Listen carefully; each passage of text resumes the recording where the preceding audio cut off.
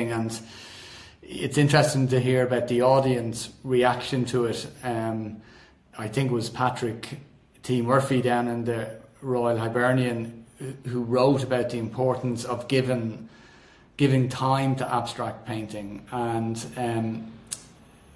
you know, the audience obviously do. And to listen to your journey, Paul, and how you approach it, it does remind you of the Rothkos and the Koonings and the Pollocks, who had an emphasis on spontaneity, you know, subconscious creation and the exploration of emotions, and they did it through their abstract forms. And that comes across when you speak of how you embrace your own painting, the physicality of it, the connection with nature.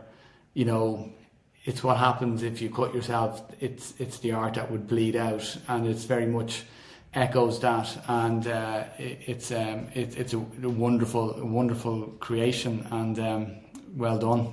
Thank you very much. I mean, one of the interesting things, Shez, lovely you should say that, but it's one of the things I think I've come to learn is that it's I can be a very reserved guy, and I mean, it's like I've come to learn fear is a very powerful human emotion, probably the most powerful of all human emotions, and it's there because it was there to protect us, but fear also was a stunter of human evolution, or the strains of evolution that didn't lead to humanity.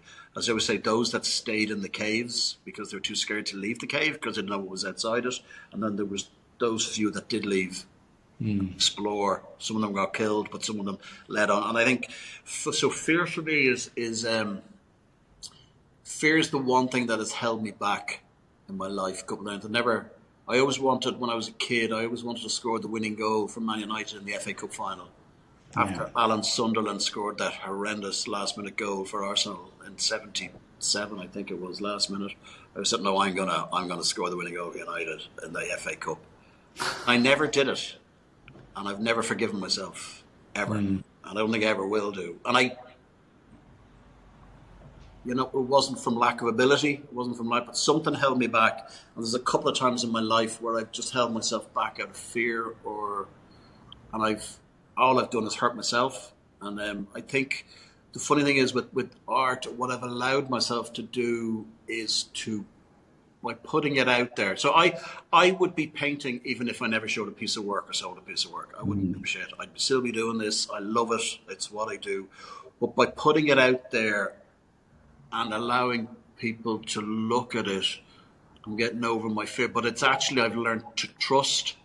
And I've learned to trust by giving yourself over to people and trusting those around you, whether you should or not, and actually just believing that they're going to be okay. They're going to treat me with respect here. They're going to and that's allowed me to be okay to do that, because quite often we don't. Human beings, we're so afraid to let ourselves out, and art it's the one place where I feel okay. I can do that, because I don't mind people saying, "Look, Paul, I really don't get your work. I don't particularly like it.